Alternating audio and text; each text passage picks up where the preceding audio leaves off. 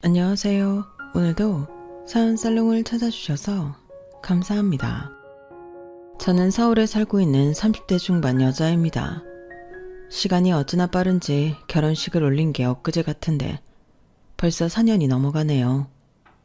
늘 이곳에 올라오는 여러 가지 시댁 사연을 보면서 같이 분노도 하고 통쾌하기도 하면서 언젠가 저도 여기에 사연을 올려볼 날이 올까 궁금했었는데 이런 날이 오기는 하네요.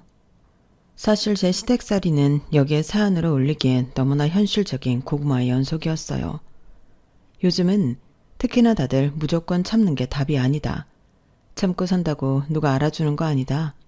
오히려 참는 만큼 병난다. 라는 추세라 그런지 처음엔 좀 답답하게 시댁에 당하는 사연이더라도 끝은 항상 속 시원하게 끝이 나더라고요. 저도 그런 이야기들을 들으면서 뼛속까지 대리만족을 느끼기도 했고 언젠가는 저렇게 속 시원하게 복수를 할 수 있을까 꿈꾸기도 했어요. 하지만 제 앞에 현실에서는 막상 사이다처럼 통쾌하게 복수를 할 만한 계기도 그럴 만한 타이밍도 주어지지 않더라고요. 그래서 스스로 생각하기에도 참 애석하다 싶을 만큼 답답한 시댁살이를 했던 것 같아요. 여기까지만 들으신다면 다들 왜 그렇게 참고 살았냐 제게 묻고 싶으시겠지만 제가 경우 없는 시부모님과 시누이를 참고 지금까지 살아온 이유는 딱 하나였어요. 바로 남편이었죠. 다른 사람은 몰라도 남편만큼은 제게 정말 잘했거든요. 요새는 시댁이 잘못하면 남편도 버리라고 하지만 저는 차마 그럴 수 없을 정도로 남편과는 아무런 문제가 없었어요. 아니, 아무런 문제가 없는 수준이 아니라 다시는 이런 사람을 만날 수 없을 거란 생각이 들 정도로 남편과 사이가 좋았거든요.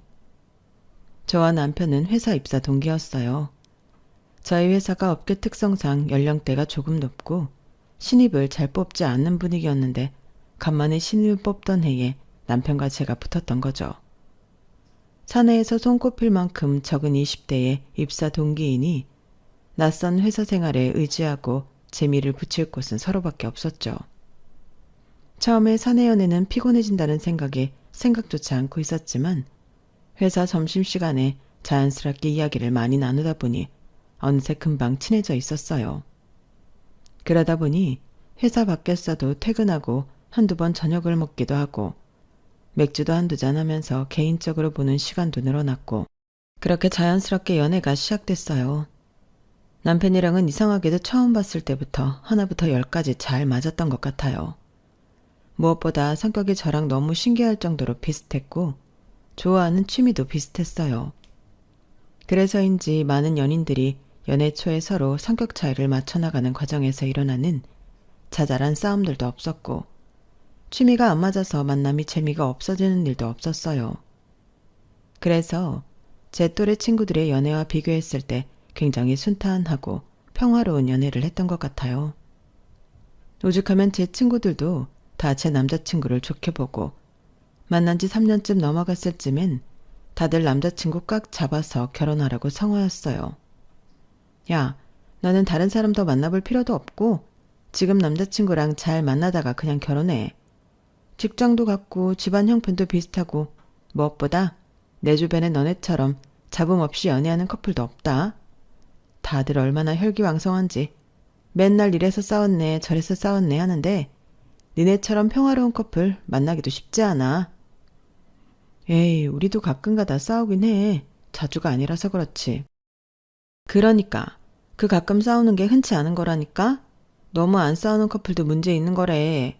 가끔 싸우는 거면 건강한 커플이랑 소리지. 그게 그렇게 되나? 아무튼 나도 지금 남자친구 너무 좋아. 같이 있으면 편안하고 안정감이 드는 사람이야. 근데 좀 불안하긴 하다. 어떻게 니네처럼 모든 게 다 잘 맞을 수가 있지? 그런 연애는 드라마에나 있는 줄 알았는데. 아니지. 드라마에도 니네 같은 연애는 없다. 드라마에도 꼭 남녀 주인공한테 시련이 있잖아. 집안의 반대 같은. 그러게. 야, 그렇게 말하니까 괜히 무슨 시련이 닥쳐올 것 같잖아. 불안하게. 농담이지. 그냥 신기해서 그래. 신기해서. 하지만 왜 불길한 예감은 틀리지 않는지 제게는 그런 시련이 시댁살이었던 것 같아요. 친구 말대로 집안에 반대가 딱히 있었거나 하진 않았어요. 앞서 말한 대로 집안 형편도 그럭저럭 비슷했고 직장이야 같은 회사에 다니니 말할 것도 없었는데 딱히 서로의 집안에서 반대할 이유는 없었죠. 저도 결혼 전까진 그런 줄로만 알았어요. 그런데 결혼은 정말 해봐야 아는 거라더니 결혼 전 집에 인사를 드리고 상견례를 할 때까지만 해도 저를 남의 집 귀한 딸처럼 어색한 듯 그럭저럭 잘 대해주시던 시댁에서 태도를 싹 바꾸지 뭐예요. 아니, 정확히 말하면 처음부터 이랬던 건 아니었어요. 처음에는 그냥 예상 가능한 수준의 시집살이였거든요. 밥을 먹고 나면 당연히 며느리가 뒷정리를 다 해야 하고 시부모님과 시누이 그리고 남편은 거실에서 TV 보며 담소를 나눠야 한다는 득의 사상이요. 아우 귀한 아들 결혼시켰는데 당연히 며느리가 이 정도는 해줘야지. 안 그러나 며느라? 그러니까 네 시어머니나 나나 나이도 먹을 만큼 먹었는데 다 같이 먹고 우리가 정리를 할 순 없잖니. 요즘 세상이 아무리 많이 바뀌었다고 하지만 우리 집은 그런 집이 아니다. 우리 집에 시집 왔으니 우리 가치관을 좀 따라주었으면 한다. 너무나 당연하다는 듯 강요하는 사상에 말문이 막혔지만 저도 매체에서 워낙 많이 봐와서 익숙해져 버린 건지 그럴 수도 있겠다 싶었던 것 같아요.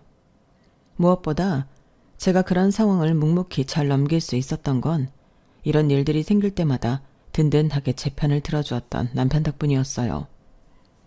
엄마 아빠, 며느리 생겨서 좋으신 건 알겠는데 며느리가 우리 집에 집안일 하러 오려고 저랑 결혼해 준 건 아니잖아요. 제가 할게요. 아니 이렇게 알아듣게 이야기했는데도 네가 나서면 어떡해. 남자는 옛날부터 부엌에 들어가는 거 아니랬어? 요즘 세상이 어찌 돌아가는지 모르겠다만 나는 결혼까지 한 내 아들이 부엌 들어가서 손 걷어붙이고 일하는 꼴 못 본다. 내가 언제 네 손에 물 한 방울이라도 묻히는 꼴 본 적 있니? 저 고생 안 하게끔 키워주신 건 감사하지만 이제는 저도 가정이 생긴 사람인데 손 걷어붙이고 일해야죠. 엄마, 제 아내가 혼자 고생하는 꼴 저도 못 봐요.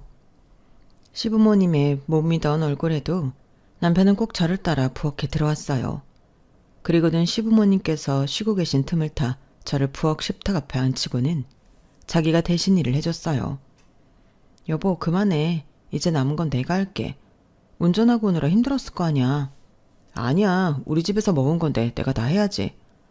그래도 나눠서 같이 하면 좋잖아. 됐어. 당신은 여기 와 있는 것만 해도 긴장되고 피곤할 텐데 좀 쉬어. 맘 같아선 저기 가서 같이 쉬라고 하고 싶은데 저기 있으면 쉬어도 쉬는 게 아닐 것 같아서. 나 설거지하는 거 지켜나 보고 있어줘. 그게 도와주는 거야. 참 그럴 때마다 제가 남편 하나는 잘 만났다는 생각이 들더군요. 시집살이는 평범한 수준인데 남편은 중간 역할을 너무 잘해주니 시집살이를 하고 있다는 느낌도 잘 안 났어요. 그렇게 본인 집에서 제가 떠맡은 일을 대신 다 해주면 적어도 제 친정에 갔을 때 일은 좀 안 해도 싶을 만도 한데 남편은 친정에 가서도 꼭 손 걷어붙이고 저희 부모님께 싹싹하게 굴었죠. 여보 됐어 그만해. 우리 집에서 내가 할게. 시댁에선 맨날 당신이 다 하잖아. 아 아니야. 오랜만에 친정 왔는데 장모님이랑 장인어른이랑 편하게 좋은 시간 좀 보내야지. 결혼하고 나선 가족끼리 온전히 보낼 시간도 별로 없는데 이럴 때 사위가 빠져주면 얼마나 좋아? 전부 제 남편 입에서 나온 말이지만 지금 생각해도 참 현실감 없게 느껴질 정도로 행복했어요. 남편이 그렇게 명절마다 시댁이고 친정이고 다 일을 빼지 않고 떠맡아 하니 저도 남편을 더 위하게 되고 잘 챙겨주고 싶더라고요. 그러다 보니 저희 부부는 사이가 좋을 수밖에 없었죠. 엄마 생각엔 네가 그때 그 회사에 들어갔던 게 너한텐 정말 천운인 것 같다. 김서방 같은 남편이 어딨어. 네 아빠가 김서방 나이였을 때 생각하면 엄만 정말 생각하기도 싫다.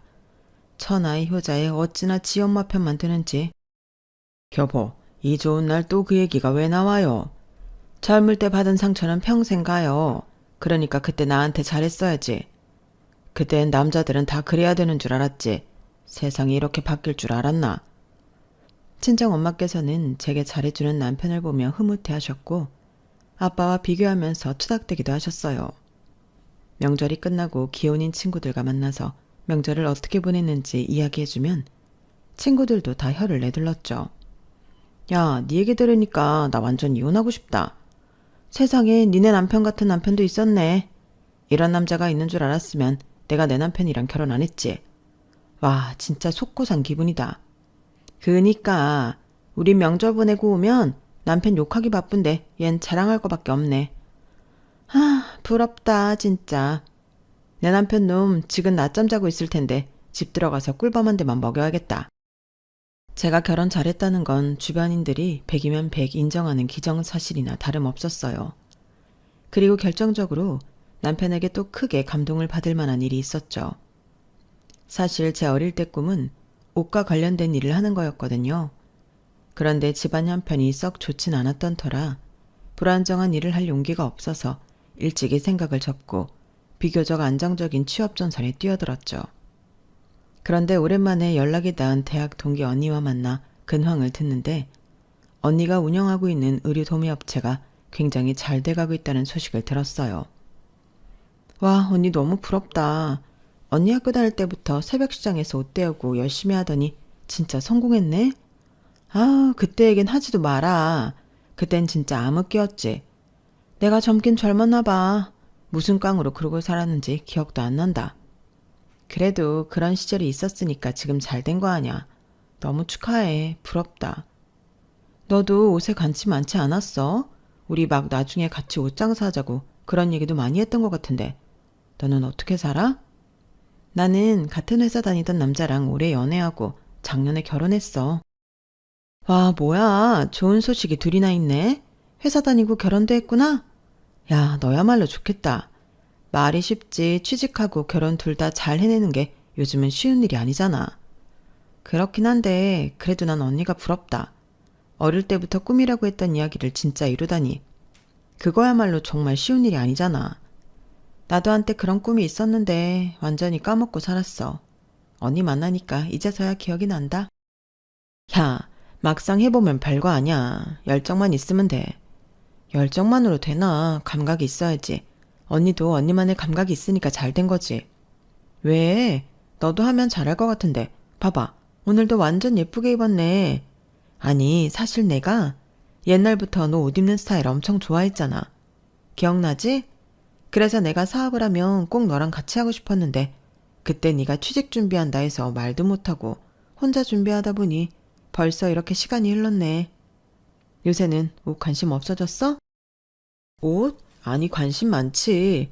월급 받아서 옷 사는 재미로 산다 내가.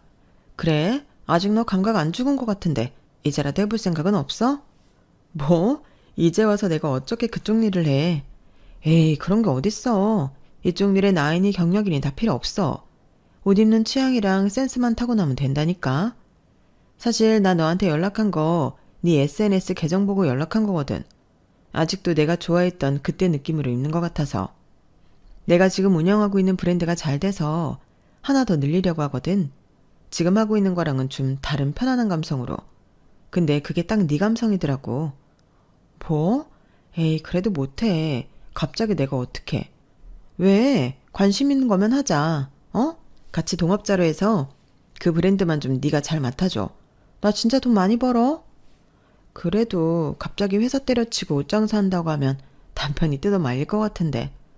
야, 그래도 말이나 해봐. 너무 뜯어 말리면 내가 설득시켜 볼게.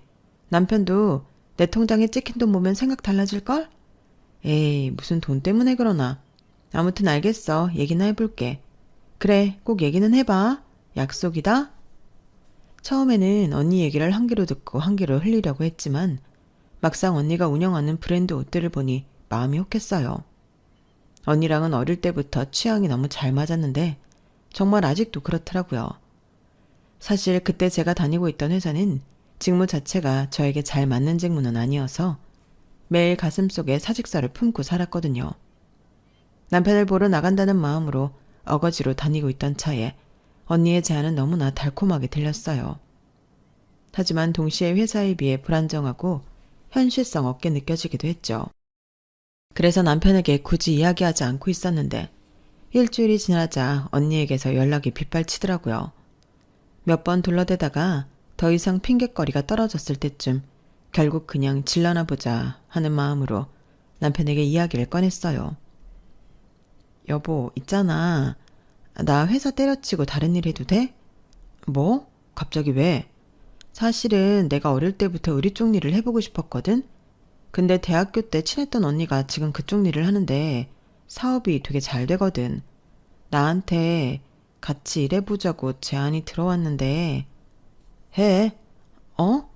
해보고 싶었던 일이라며? 좋은 기회인데 해봐야지 그럼. 다른 건 안 물어봐? 어떤 일인지 안정적이긴 한지 수입은 어떤지 그런 것도? 뭘 물어봐. 당신 어릴 때부터 꿈이었으면 무조건 기회가 왔을 때 잡아야지. 친한 언니가 제안한 거라며? 그럼 적응하기도 더 쉬울 거고 더 할 나위가 없어 보이는데? 그래도 새 브랜드 준비하는 동안은 당분간 당신 혼자 일해야 될 수도 있고 한데 괜찮겠어? 안 괜찮을 게 뭐야. 한 명만 꾸준히 일하면 되지. 이럴 때 남편 써먹어야지 뭘 걱정해. 생각보다 너무 별일 아니라는 듯 대해주는 남편의 태도에 제 남편이지만 너무 멋있게 느껴졌어요. 심지어 제가 해보고 싶었던 일이라고 하니 정말 순수하게 기뻐해주는 것 같아서 그 점이 너무 감동이더라고요. 솔직히 저 스스로조차도 언니의 제안을 덥석 받아들여도 될지 자신이 없었는데 저에 대한 어떤 의심도 없이 무한하게 신뢰해주는 남편을 보니 없던 자신감마저 생기더라고요. 그래서 그 길로 언니에게 연락을 해 일을 해보겠다고 했고 얼마 안 있어 퇴사를 했어요. 갑작스러운 퇴사에 주변에서는 다들 깜짝 놀라는 눈치였죠. 그때만 해도 저는 제 꿈을 이룬다는 생각과 남편이 믿어주고 있다는 행복에 빠져 제게 펼쳐질 앞날을 전혀 예상하지 못했어요. 예, 너는 무슨 멀쩡한 직장을 팽개치고 갑자기 몸바람이 불어서 옷장사를 한다고 난리니? 어머니, 실은 제가 어릴 때부터 옷을 좋아했거든요. 이게 제 꿈이었어요. 같이 일해보자는 좋은 제안이 와서 더 늦기 전에 도전해보고 싶었어요. 정말 볼 거라곤. 우리 애랑 같은 직장 다니는 것밖에 없어서 겨우 허락해준 건데 결혼하고 나니까 얼마 안 있다가 지 꿈 찾아 나선다니. 내 속이 말이 아니다. 이거 사기 결혼 아니니? 네? 사기 결혼이라뇨. 요즘 평생 직장이랄 게 있나요, 어머니? 이런 일도 하고 저런 일도 하고 사는 거죠. 어차피 제가 그 회사 계속 다녔어도 언젠가는 이직했겠죠. 직무도 저랑 안 맞아서 오래 다닐 회사는 아니었어요. 됐다. 내가 너 때문에 미치겠다 미치겠어. 어떻게든 내 집안 사람 됐으니 예쁘게 봐주려고 해도 말이지. 우리 집에 대대로 장사치는 없었는데 며느리가 갑자기 장사치를 하겠다니 내 피가 말린다. 어? 봐라. 이 사람도 공무원이었고 아들도 공기업 다니고 딸은 말할 것도 없지. 한의사씩이나 되는데 갑자기 뜬금없이 며느리는 옷장 산다고 하면 내가 동네 창피해서 어디 말이나 하고 다니겠니? 이 얘기 안 하고 다니시면 되죠. 남편이랑 의논을 안 한 것도 아니고 저희끼리 다 합의해서 한 건데 사기 결혼이니 뭐니 하시는 건 좀 아닌 것 같아요. 어머니 입장에서는 제가 안정적인 직장 때려치우고 나와서 불안하시겠지만 저 잘해낼 자신 있어요. 좋아하는 일을 기회가 왔을 때 도전도 못 해보고 지나치면 평생 후회할 것 같아서 그래요. 이해 좀 해주세요. 처음에는 시어머니의 입장이 전혀 이해되지 않는 건 아니라 최대한 제 입장을 잘 설득시키기 위해 노력했어요. 하지만 시어머니는 뭐가 그렇게까지 마음에 안 드셨는지 제가 회사를 그만둔 이후부터 본격적으로 시집살이를 시작하셨어요. 집안일을 더 시키거나 하시는 건 남편이 늘 그렇듯 중간에서 잘 막아줘서 크게 불편한 점은 없었어요. 다만 저를 대하는 태도가 좀 더 냉랭해진 거나 걸핏하면 저를 아가씨와 비교하기 시작했는데 그게 가끔 제 기분을 상하게 했어요. 아가씨는 한의사였는데 어릴 때부터 공부를 잘해서 이 집안의 자랑이었어요. 저나 남편이 다니던 공기업도 들어가기 힘든 곳이었지만 아무래도 딸이 의사라는 타이틀을 달고 있던 것에 시부모님은 더 자부심을 느끼고 계셨던 것 같아요. 그래서인지 제가 옷장사를 시작했다는 말을 듣고 나서는 같은 여자라는 이유로 그렇게 시누이를 끌고 와서 비교를 하더라고요. 우리 미정이 봐라. 여자도 전문적인 자기 일이 있어야 해. 옷장사야 그거 몸으로 떼면 되는 일인데 맘먹으면 아무나 하지. 장사도 다 한철이고 유행 타는데 지 말만 듣고 뛰어들어서 장사 안 되면 어쩌라고. 어머님, 그래도 저랑 같이 일하는 언니가 운영하는 곳은 장사 정말 잘 되는 곳이에요. 그렇게 아무것도 없이 시작하는 사업체는 아니니까 너무 걱정 마세요. 그렇다 한들 그 언니가 네 인생 책임져줘? 남 믿고 일하는 거 아니야. 자기 능력을 믿고 할 수 있는 일을 해야지. 너는 다 처음 해보는 일인데 남 말만 듣고 하나부터 열까지 일을 시작하면 어떡해? 몰라. 난 너 일하는 거 마음에 안 드니까 그딴 일 할 거면 얼른 애나 낳아서 손주라도 안겨줘라. 그 말을 듣는데 순간 말문이 막히더라고요. 사실 저희도 아이 생각이 간절한 부부라 반년쯤 전부터 자연스럽게 이세 이야기를 하고 임신 시도를 하고 있던 중이었거든요. 최근 들어 제가 새로운 일을 시작한지라 바쁘고 피곤해서 시도하는 횟수가 전보다 줄기는 했지만 두 사람 다 건강하고 젊은 데에 비해 빨리 아이가 생기지 않는 것 같아 조급한 느낌을 갖고 있긴 했어요. 아이가 생기면 친정에서 육아하는 데 도움을 주기로 하기로 했고 동업자 언니도 사업 특성상 시간을 자유롭게 쓸 수 있게 해주겠다고 해서 임신이 되고 아이를 낳기만 하면 아이를 키운 모든 마음의 준비는 다 되어 있던 상태였죠. 그런데 이상하게 자꾸 아이가 안 생기더라고요. 어머님의 그 말을 듣고 난 후 이렇게 된 거 본격적으로 다시 임신 준비를 해야겠다는 생각이 들었어요. 손주라도 낳아서 안겨드리면 저를 괴롭히는 일이 조금이라도 덜해지지 않을까 싶은 마음도 좀 들었거든요.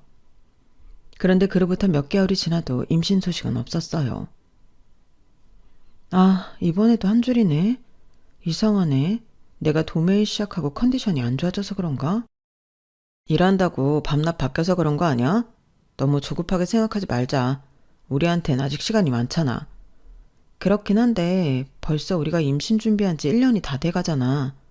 보통 1년 전도 임신이 안 되면 불임으로 판정된다는데 설마 나 불임인 거 아니겠지 여보? 불임이면 어때? 괜찮아 여보. 아이 못 갖는다고 세상 무너지는 거 아니니까 진정해. 그래도 당신 아이 갖고 싶어 하지 않았어? 물론 아이 생겼으면 싶은 건 나도 마찬가지긴 하지만 만약 나 때문이면 어떡하지? 너무 걱정돼. 일어나지도 않은 일 미리 걱정하지 마. 그리고 그렇다고 한들 뭐 어때? 우리 둘이서도 충분히 재미있게 살 수 있어. 이때까지 그렇게 살아왔잖아. 조금 아쉽긴 해도 우리가 뭐 애 낳으려고 결혼했나? 우리 둘이 같이 평생 잘 살아보자고 결혼한 거지. 난 당신만 있으면 돼. 당신이 너무 아쉬우면 입양 알아봐도 좋고. 새로운 일을 하겠다고 했을 때도 느꼈지만 남편은 정말 한결같이 어려운 결정을 내릴 때마다 온전한 제 편이 되어주었어요. 그래서 불안했던 마음도 한결 가라앉았죠. 하지만 저희 둘 사이에선 이렇게나 평화롭게 해결되는 일도 시댁에 가면 심각하고 복잡한 일이 됐죠. 남편이 이해해주고 저희 부부간에 이야기가 된 문제라도 시부모님이 이해하지 못하면 그건 큰일로 번져버렸어요. 니네는 애 낳겠다고 한 지가 언젠데 아직도 소식이 없니? 이 정도면 불임검사라도 해봐야 하는 거 아냐? 심기가 불편하긴 했지만 한 번은 짚고 넘어가야 하는 문제라고 느꼈어요. 어디서부터 설명해야 할지 망설이고 있는데 주제가 주제인 만큼 제가 예민하게 받아들일 수 있는 문제라 그런지 남편이 그날따라 바로 끼어들어서 방어를 해주더라고요. 그냥 자연스럽게 생기면 낳고 안 생기면 굳이 억지로 의학 도움 받아서까지는 안 낳으려고 해요, 엄마. 아기가 갖고 싶은 건 맞지만 그러다 보면 서로 스트레스 받고 무리하게 되니까 그러긴 싫어요. 얘가 지금 무슨 소리 하니? 그렇게라도 낳아야지. 세상에 아기 낳겠다고 별의 별짓을 다 하는 간절한 부부가 얼마나 많은데. 그 의학적 도움도 젊은 때나 가능한 거지. 나이 덜 들면 체력적으로 힘들고 돈도 더 들어. 허튼 소리 말고 애 생각 있으면 얼른 불임센터 가. 애 없으면 노후에 힘들어. 나랑 네 아빠를 봐라. 다 늙고 이제 써주는 데도 없는데 너랑 네 동생 아니었음 지금 어찌 살겠니? 철없는 소리 말고 얼른 정신 차려. 자식 문제는 저희끼리 잘 이야기했어요. 그냥 지켜봐 주세요, 엄마. 남편의 부드러운 듯 단호한 말투에 설득당한 듯 그대로 주제를 넘기셨던 시어머니셨지만 알고 보니 속내는 따로 있었어요. 아들이 말을 들어줄 것 같지 않았는지 저에게 따로 연락을 하기 시작하시더라고요. 예, 너도 설마 같은 생각인 건 아니지? 나중에 나이 들어서 여자가 남편한테 대접받으려면 애라도 낳아서 잘 길러야 한다. 네가 지금 그 좋은 직장도 때려친 마당에 옷 장사 그것도 몇 년 하지도 못할 거 한다고 우겨봐야 얼마나 할 수 있겠니?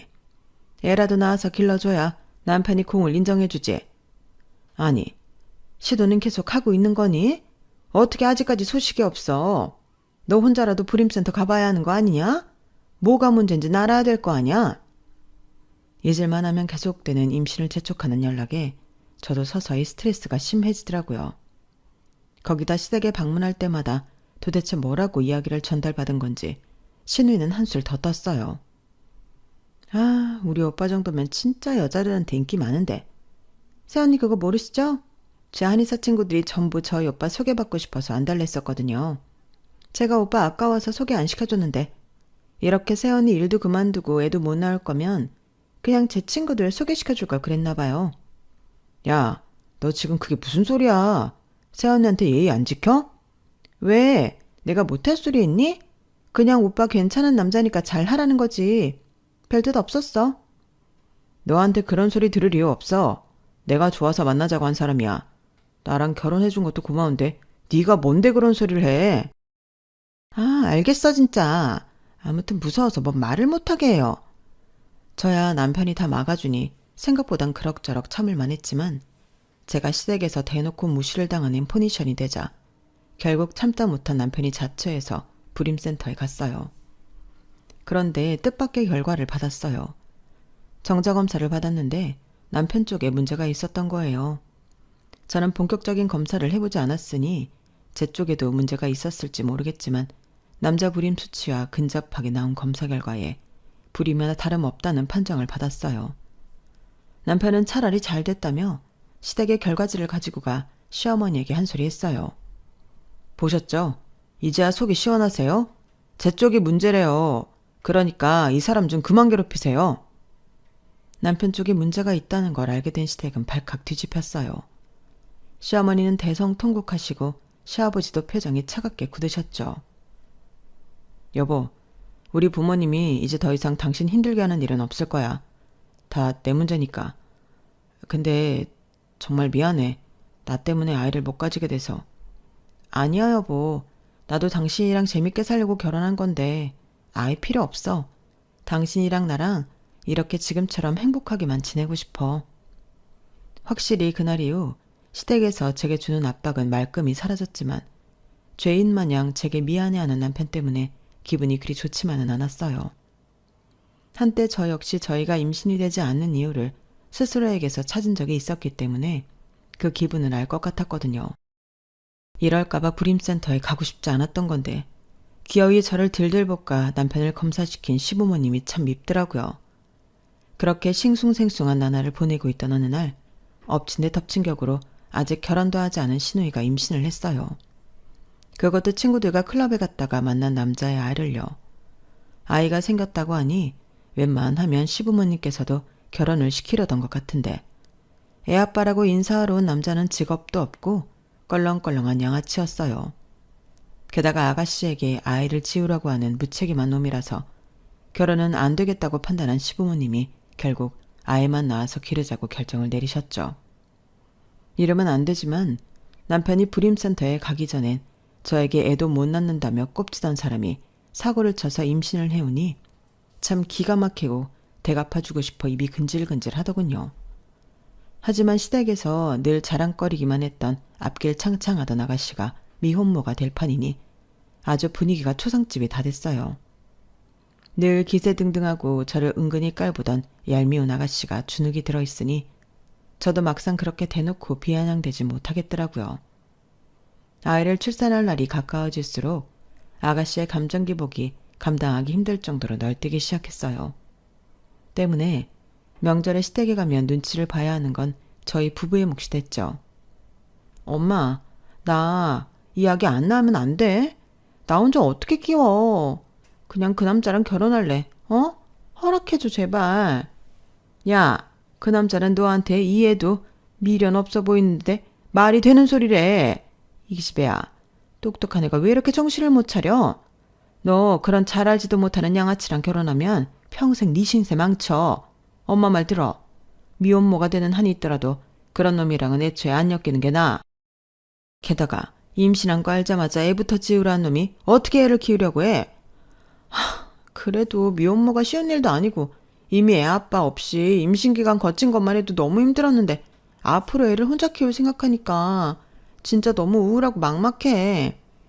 네가 왜 혼자야? 우리 다 있는데. 너희 오빠도 있고 새언니도 있고. 아가씨 아이를 낳는데 갑자기 왜 저희 부부 얘기를 하나 의아하게 생각하고 있는데 갑자기 아가씨가 손뼉을 치며 좋아했어요. 아, 그러네. 새언니가 키워주시면 되겠다. 언니는 남편도 있고 일도 시간 조정해서 할 수 있잖아요. 새언니랑 오빠는 낳고 싶어도 못 낳고 있으니까 대리만족하시면 되겠네요. 네? 아가씨, 그게 무슨 말씀이세요? 설마 아이를 아예 저희한테 맡길 생각은 아니시죠? 저희도 저희 아니면 받을 생각 없어요. 아가씨가 친 사고를 왜 저희 보고 수습하래요? 아가씨 아기는 스스로 키우세요. 어머, 매정하게 굴지 마세요. 새언니는 아기 엄청 원하셨으면서 왜 이제 와서 쿨한 척 하세요? 겸사겸사 육아하는 느낌도 내면 좋은 거지. 말도 안 되는 소리 하지 마세요. 키우려면 어머님 도움 받아서 키우세요. 저희는 못 도와드려요. 나름 단호하게 말했는데 아가씨와 시부모님은 들은 채도 안 하는 것 같더라고요. 너무 기분이 상해서 남편에게 하소연을 했는데 남편은 신경 쓰지 말라고 저를 다독여주더군요. 엄마가 걔 달래려고 한 소리겠지. 설마 우리한테 맡긴다고 한들 우리가 거절하면 그만이잖아. 너무 걱정하지 마 여보. 하긴 아가씨가 하도 불안해하니까 시어머니가 위기 모면으로 한 말씀일 수도 있겠다는 생각이 들었어요. 하지만 왜 불길한 예감은 틀리지 않는 건지 아가씨가 산후조리원에서 나오자마자 어머님은 제게 아기를 부탁하셨어요. 내가 허리가 진짜 안 좋아서 그래. 그리고 얘는 바로 병원 일 복귀해야 하는데 어떡하니? 진짜 더도 말고 딱 3달만 부탁할게. 어? 어머님, 신생아 3달이면 진짜 가장 힘들 때 저희한테 부탁하시는 거예요. 저희도 저희 생활이 있는데 어떻게 그래요? 죄송하지만 저희 아기 못 받으려요.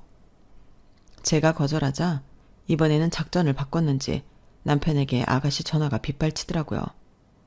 남편은 그래도 하나뿐인 철없는 동생의 부탁이라 조금은 난감한지 아기를 봐주지는 못하는 대신 아기를 봐주는 시댁에 육아도우미를 붙여주기로 했어요.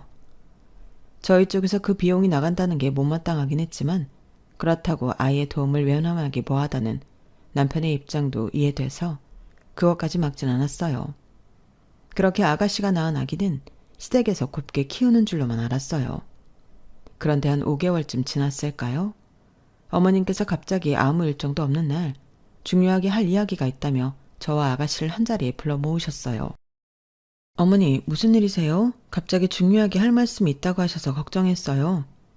너희 정말 이대로 아예 안 낳을 생각이냐? 네? 네, 안 낳는다기보단 상황이 이렇다 보니 그렇게 된 거죠. 남편이 불임인 걸 다 알면서 굳이 한 번 더 묻는 시어머니가 참 너무하다 싶더라고요.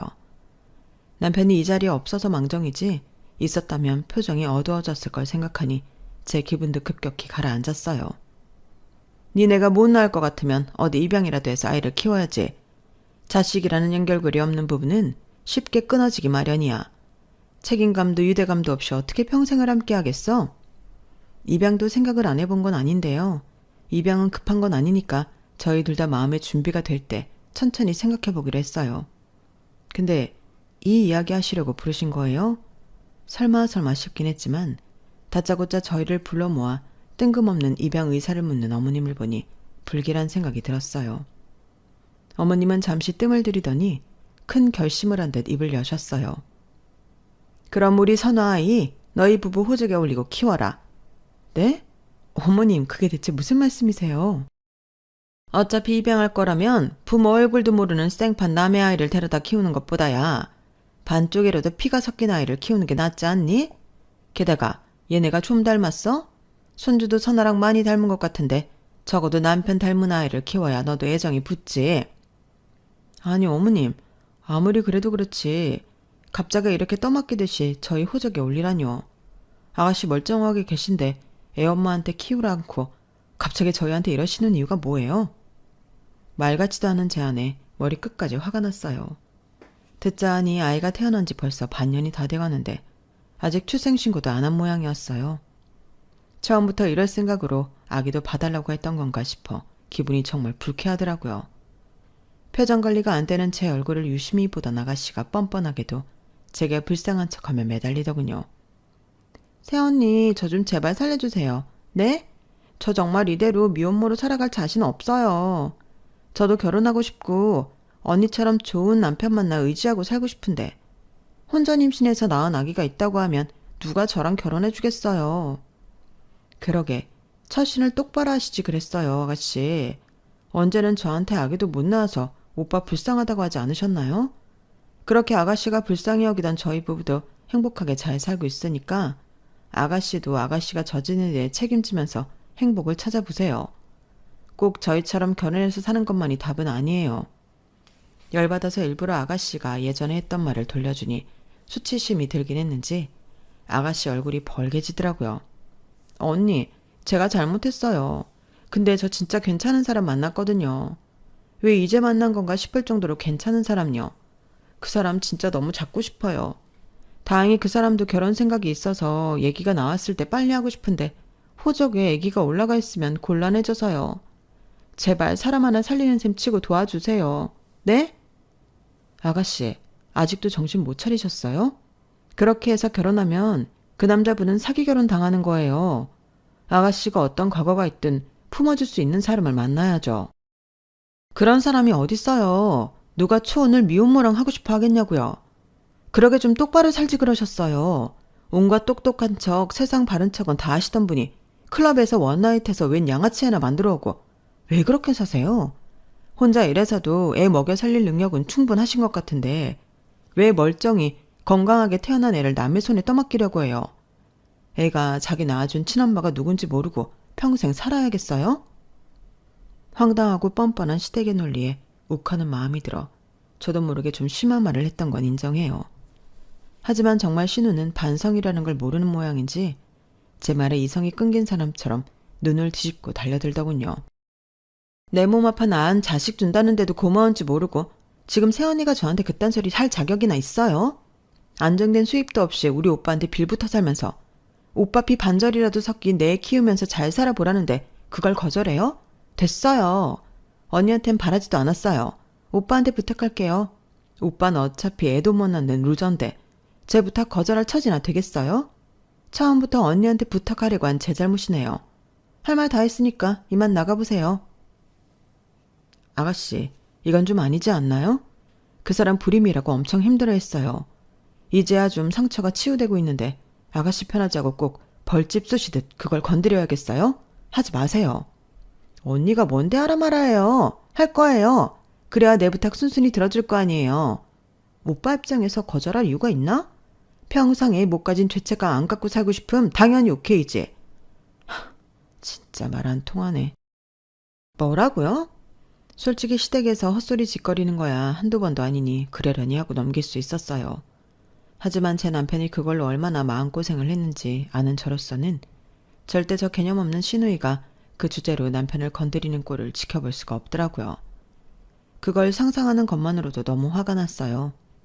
게다가 마치 자기 아기를 떠넘기는 게 저희에게 선심 쓴다는 듯한 태도여서 그조차도 너무 화가 났죠. 그때만큼은 뻔뻔하고 이기적인 태도를 뿌리 뽑고 싶더라고요. 그래서 저는 자고 있던 시누이의 아기에게로 다가가 아기 옷에 붙어있던 머리카락을 주었어요.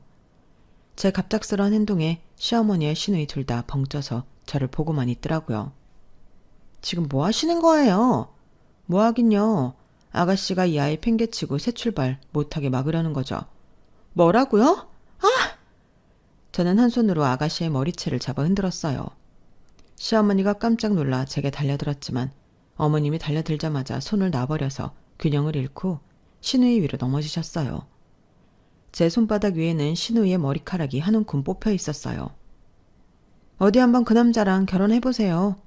제가 이 머리카락들 가지고 가서 유전자 검사 싹 해서 그 남자한테 갖다 줄 테니까. 당신 사기 결혼 당할 뻔했다고. 이 아이 같이 키울 각오 되어 있으면 그때 아가씨랑 결혼하라고 다 말할 거예요.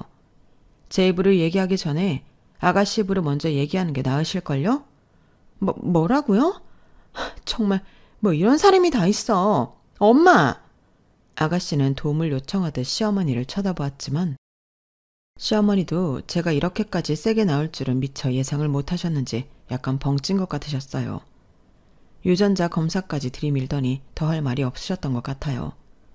나중에 한 사실이지만 아기 유전자 검사는 18개월부터 할 수 있다고 하더군요. 다행히 그때는 셋 다 그런 상세한 정보까지 모르고 있으니 협박이 제대로 먹혀들었어요. 바닥에 멍하니 엎어져 있던 시어머니가 갑자기 무릎을 꿇으셨거든요. 미안해.